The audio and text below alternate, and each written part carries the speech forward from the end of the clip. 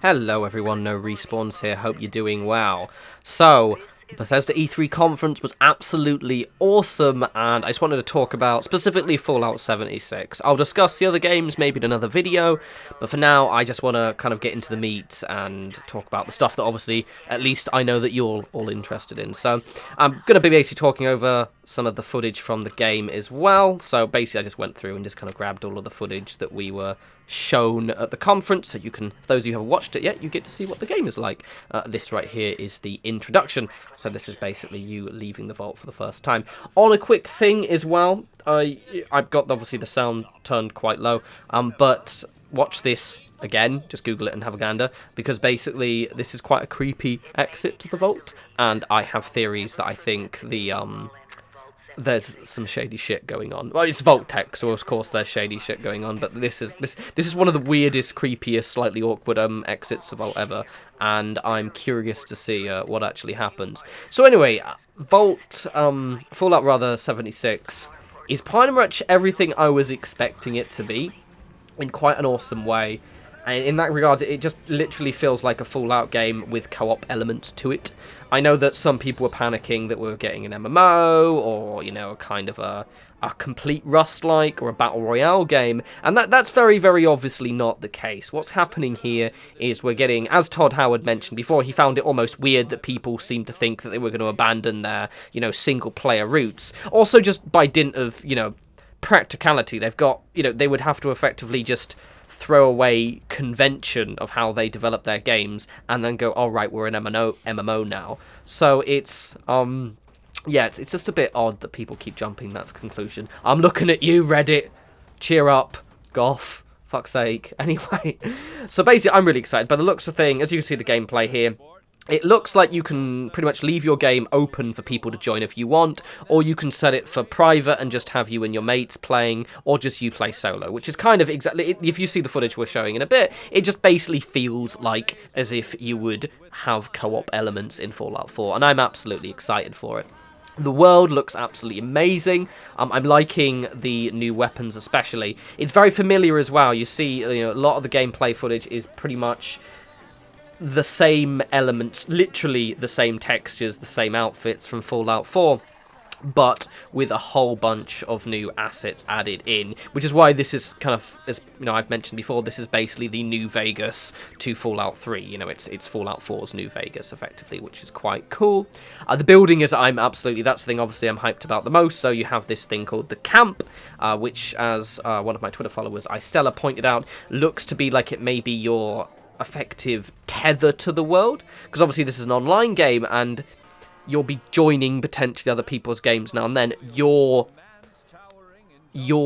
camp is kind of like your link to your original world. And that seemed to be quite a good theory. Basically that means that it's effectively a workbench, but I imagine it'll have some other functionality as well. It's actually, we're showing the footage of it now. There's the camp, so it looks pretty cool. It's kind of like the Gek. That scene right there where it drops it and it uses some credits, some people saw that and thought microtransactions, and I did initially too, but now I've looked at it again, I don't think it is, actually. It looked like, I think you just have to pay a certain sum to actually deploy it. There is the potential for the fact if you actually have a second camp or a third camp, but we'll just have to wait and see. But being able to build anywhere is quite exciting. Obviously the builds here are absolutely shit. Bethesda are terrible at building in their own building. It looks awful. Look at this. That looks shit, guys. What's this? That's not law friendly. That furniture doesn't match that area at all, you twats. It's interesting that some of it is destructible, as you'll see in a sec. I pretty much, if you notice, the only things that are getting destroyed are things. So, generators. Notice again, watch this.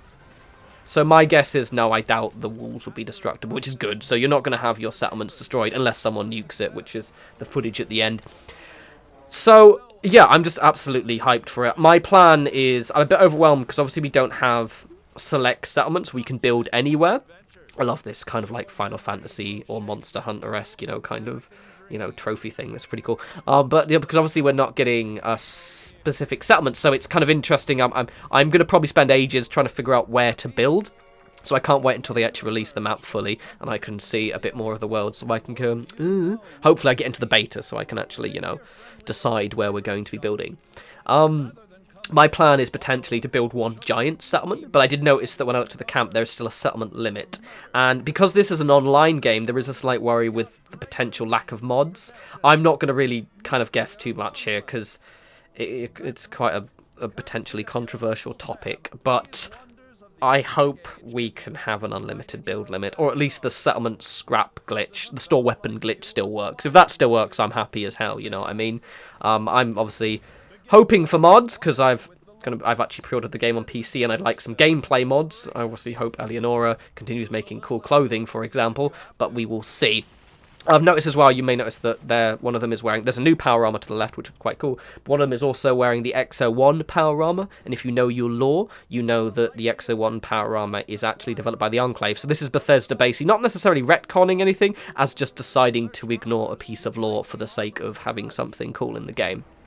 Which means I mentioned on Twitter the other day how they might not have Jet. Might have Jet in the game now, because they seem to be quite okay with slightly being lore-breaking. However, it won't function the same way. The map looks cool. Because of the fact that, you know, you can't slow down time. Right, anyway, my footage is going to end soon, and I want to make sure this wraps up just at the end. So basically, yeah, I'm really, really hyped, very, very excited. I'll do a bit more. I know Todd Howard's doing a Q&A soon, so maybe I'll have more information. But anyway, get hyped. Please don't nuke me, as this has demonstrated as well. I'm pretty much going to limit my game so people can't do that, but it looks like it potentially could be quite fun. But yes, let me know what you think of Fallout 76 and just generally the Bethesda E3 conference.